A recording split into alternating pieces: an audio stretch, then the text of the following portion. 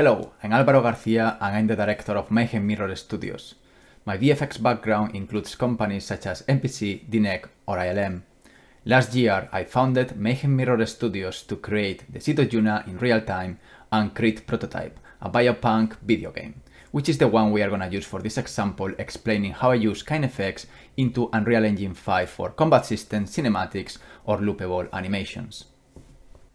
So CRETE prototype has two main workflows. They are very simple but quite effective. One of them is using root motion for combat systems. The reason of this is every single time we attack, the capsule moves with the character, and that's because the capsule is hooked to the root. For that, KineFX offers you the option of extracting the locomotion and put it back to the root. The second workflow is using looped animation, and for that again, KineFX is offering different ways of looping your animation seamlessly, and you can add those cycles later into your blend space. This includes, obviously, as you can imagine, walking cycle, running cycle, any kind of loopable animation. Finally, some shared techniques or workflows is I always have the mindset that every single node matters. And this is not just because KineFX is more the philosophy of Houdini. So what I mean by this is because you are in a non-destructive environment, you shouldn't think always about the latest node. Let's say you have a rig pose node where you are animating, but you can still tweaking different nodes upstream, including the match pose, for example, or different proportions on your character that are gonna have a different results later. So here we have a XSense motion capture that was actually captured not correctly. As you can see, the origin is not in 0, 0, 0. The forward vector is all over the place. This is not usable in a combat system. We don't have root motion. If you are doing a combat system based in root motion, this is an animation that you can't use. So what we need to do is to prepare the root motion. And you can do this in the source animation, or you can do this after retargeting. I think both are okay. I just prefer to do this in the source, so I have a clean motion capture ready to be retargeted, but you can do that afterwards. So to do that, we have the very useful extract locomotion node, which is basically gonna use any joint you want. In this case, I recommend you to use the hips. You can use obviously the head, but in most of the cases, you can use the hip and that's gonna be all right. And what you can see here is a temporal joint called Locomotion. You can see this in the spreadsheet, which is gonna be later used to transfer that motion to the root of the character. So we are gonna have finally root motion. So you can see here that I'm only translating, and also is by default and makes completely sense, X and Z. You don't want to do root motion with Y, and even less if you are doing a combat system where you want to control the exact height of the jump, because maybe you have an internal logic, like most of the games, that you can jump, let's say, 50 centimeters, so you can do that manually later on, not now. So now what you want is just the forward locomotion, and with that done, what you want to do with a rig pose, for example, is applying the locomotion. You can see this here. That is basically applying the transform on X and Z back to the reference, which is the root of the character. So now we can see our character is moving forward with the hip, but only in the flat axis. It's not jumping up with the root. We can just tweak that later. So this is our character from CRETE. I'm not gonna stop too much on this. It's basically the retargeting system. It's gonna work all the time in the same way. The good thing of using a full body IK solver is you can have different joint numbers and different chains and hierarchies, and it's gonna still work as long as you have IK. So here you can see that I'm matching basically both poses. In this case, I always recommend you to enable target and source, but if you want to tweak the scale, use the source skeleton. Otherwise, your character, which is going to be the target, is going to be scaled down. In this case, to the XSense scale. You want to do this in the other way around. I want to scale the source skeleton, which is going to be the XSense skeleton, to the size of my character from Unreal Engine 5. So basically here you can see all the rotations I did. And now I map the points. And again, this is my 2 cents. Like, again, you can see here, there is a couple of joints that they are not mapped. But it's okay because I'm using a full body IK solver. Like for example, there's only one neck joint in the sense, and we have two joints here. And you're gonna have still rotations in the joints, even for the twist bones. Because you are using a full body IK. So that's one of the good things of using a full body IK. And then finally here we have the solver. And again, you can later prepare food plans with a solver, but the less you use a simulation, the better. So now what I usually do is adding different pins with different weights and priorities to match the animation both together. And this is already like, let's say 80% of the quality you want to have in a motion capture. Obviously the feet are gonna need some adjustments, and we have a couple of nodes to do that. But again, if you want to spend time in a place before going down, is in the full body IK parameters and the iterations, the damping, a lot of things you can do here. Again, when you're using a solver, means that there is no just a single solution. There are many solutions depending on how you weight the different pins. You want the feet to be more close to the original source, or maybe you want, for example, let's say if I add here a new one, like for example, the hip. I want the hip, for example, to be the pelvis having more weight there. So I can choose how my animation looks, and also this depends on how is your character. It's an enemy, it's an old character, it's very energetic, and that's gonna define how much weight I'm gonna put in the spine, in the feet, in the head, in different manners. So that's my recommendation. Spend a lot of time here in this solver before going down with different other solutions to correct positions. Another advantage of using a full body IK solver is that I can now, once I'm happy with my animation, change to different characters that they might have different proportions and different scales and hierarchies in their skeletons. Like for example, I can play this and I can just, for example, change to Chris. I can see the results here in real time. So that's very useful, not just to retarget to different characters, but also to pre-visualize how it's gonna look, because I'm gonna only export one animation, and that animation can be used in different skeletons later inside Unreal. So this is how simple it is to make a loop inside KineFX. We use this for, again, any kind of blend space.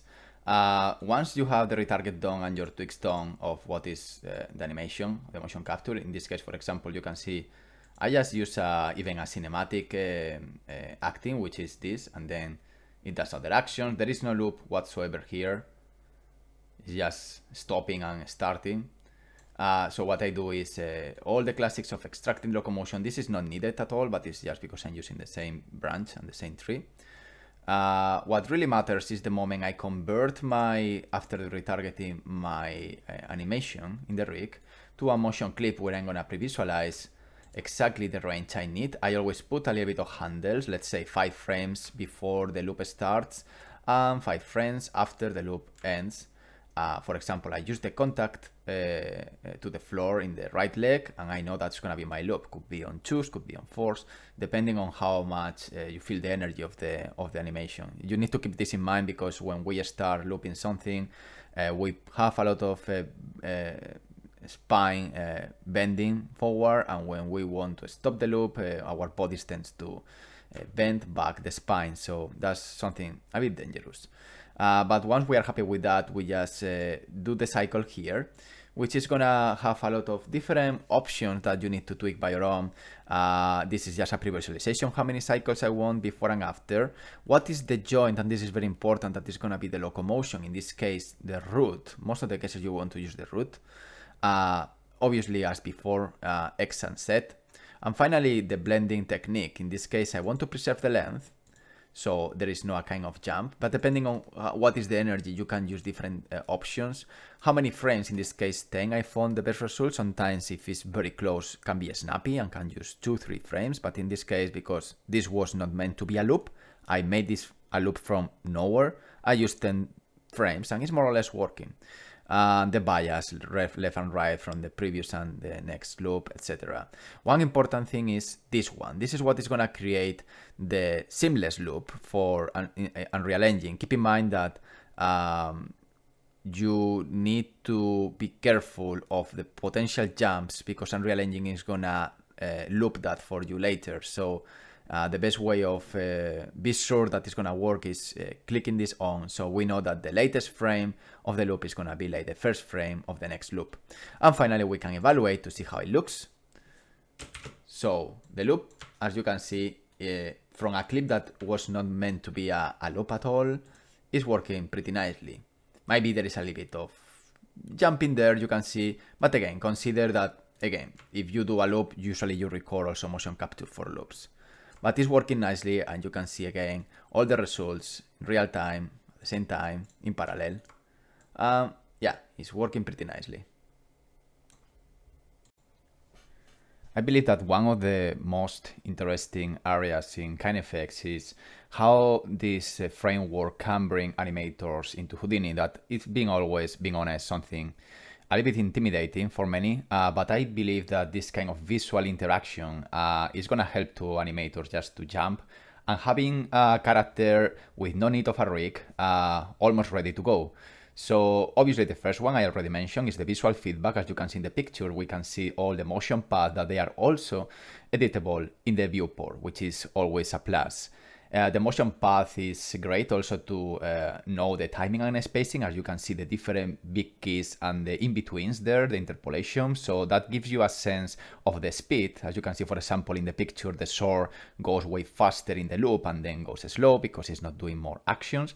And that is something that an animator is gonna always understand and read almost blindly. At the same time, you don't need to rig, so obviously if you are doing complex animations with a lot of IKs and contact points, you need a proper rig, and you can do that with KineFX as well. But even for simple animations or tweaking or motion capture editing, you can just jump into that and use different rig poses in a layer fashion to edit your animations and enhance and exaggerate the source motion. As I mentioned, nodes replace layers. I think this is always a plus because you can branch out different works in a visual way that, to be honest, for example, being used Nuke back in the days used After Effects, and to me, once you start using nodes, you don't want to come back. So the option, the nodes replacing a layer workflow is always a big thing, because not just is non-destructive, it's also branching out into different versions to show to the client or to try new things.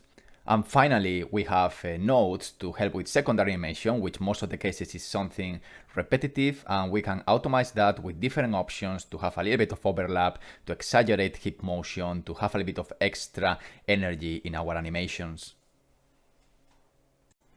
So now that we have a visual feedback in the viewport, we can also edit different keyframes to have a better loops in the motion paths in the different limbs. So for example, if I go to this moment that the character attacks here, we can see the arc of the hand going in a almost perfect cycle. I can play around and exaggerate that. So let's take, for example, the upper arm here, and I can see also here how the upper arm is moving. So we can see now a new UI where we can add keys on the fly. So if I go, for example, let's say here, and I press Control left click, I can create a new key that now I can edit if I want, but I can also move it. Remember, we are exaggerating, so we can do these things. I can see in real time how the entire arc is moving. So you can play with squash and stretch, you can play with rotations, and the beautiful thing is that you can see your entire arcs in real time, and you can now exaggerate your motion. The same thing happens, for example, with the hip motion. In this case, I'm gonna play with the transform, where I'm gonna see the pelvis. As I mentioned before, now we can exaggerate the jump. So now we see the jump there in the maximum peak. And now what I want to do is to create maybe a key here. Let's say Control click here, one key here, and another one here. All visual. So now if I press the pelvis, I can see one key there, and another key there. The final key is gonna be around here. And now I don't even need to move. I can just put this up, and this is gonna be my new arc. So now I can play around with this and exaggerate my entire jump. Obviously I'm doing this in the fly, but with the proper time, you can work with this, and also you can even change the entire animation, making the jump even more moving forward, starting a little bit more in the back. And we can do this even if we don't move in the play through the time track, because an animator usually moves better seeing the curves. And now we can have a more exaggerated motion.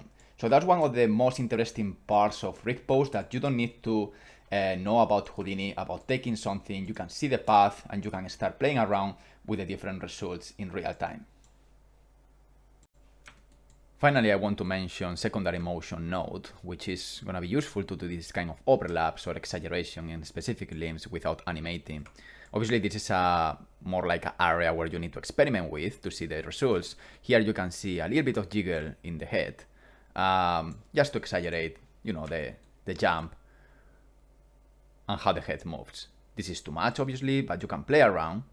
And this is more useful in case you have like different limbs, creatures, maybe in humans are a little bit more not needed in this case, but you can, for example, let's say take the hand, right hand. I can play around now with the jiggle here if I want to have a little more rotation in the sword. As you can see, it's very simple to do. It's just a matter of selecting the group of joints you need, and then you see that the hand has a little bit of extra weight that in the motion capture didn't have, because was obviously with not the weight of a proper sword. You can see that you have different options and you can play around with that, but it's indeed something really useful. I usually work with different rig pose nodes, following the idea of playing with layers, but in this case, as I mentioned, with nodes and different functions. Like the first one, it was all about playing around with the different motion paths for the different limbs and root motion. Then I have a correction for the hands. We can see the difference here. I'm gonna deactivate this because it's baked. So we can see the fingers working there and corrections. We have head correction in specific moments. Then I have a layer of tweaks. Then I have a transform, and then I have a final rig pose that also is very useful. You can bake out all the animation here, and from there, obviously in this part is destructive, but it's because, let's say, it's approved the motion. I want to create the windows of opportunity to press the next button and following the combo. So now we can see here a sum of all the animations with already the exaggeration of the root motion. I don't jump this high, as you can imagine, with the space in betweens that is very useful for video games. So the animation has freezing moments. You can see this in many fighting games, where you can still pressing the button and you can see the impact in the enemy. So if you don't press the button, you end the combo here, where the Unreal Engine is gonna blend to the rest pose. Otherwise, you press the button and it's gonna do the final attack there. You can see the exaggeration, you can see the head jiggling there, you can see all the different layers we already set up. In terms of motion editing, also the rig pose node, and more related with fighting systems, is quite useful to set up the room between different attacks with different timing and space, and having this visual feedback. For example, in this case, in the picture, you can see how I'm using the root to see what is the space the character is moving. When you are doing a fighting system, it's not just about the attacks and the timing, it's also about the spacing. Usually, attack is an opportunity to move through the map. So with this, I can always balance and reanimate in a granular fashion the different distances of the different attacks, so you expect something that makes sense for the player rather than something random depending on how you did the motion and the actor did the different spacing that maybe that doesn't need to know that exactly. So you, as a game designer, you can readjust the different root motion in different windows. So more or less the attacks are expected to fall in an area that makes sense. So with that also you can have the control of anticipation, action, and recovery, creating different rooms that I'm gonna show later to have a moment where you can keep pressing the button, so you can keep attacking, giving enough, not just spacing, but timing to press the button. Also, because we are working in video games, exaggeration is a key point to tackle when you are using rig pose. This is not just because about the spacing through the map, it's also about the reward of pressing the button. Remember, this is not for VFX, this is for video games, so it needs to feel satisfying when you press the button, you need to feel powerful. So for that means that you need to exaggerate the root motion in these different windows. Finally, a small mention that you can use different nodes to blend different animations inside KineFX for cinematics, so you don't need to record all the takes all together. You can have different animations and then you can stitch them inside KineFX. It is not our moment. You want to kill yourself? Go. I will wait here. Yeah, you can call me a coward now. I know you were waiting for this moment. Enjoy. At least I'm able to see our own limits, goddammit! Fine! Let's go.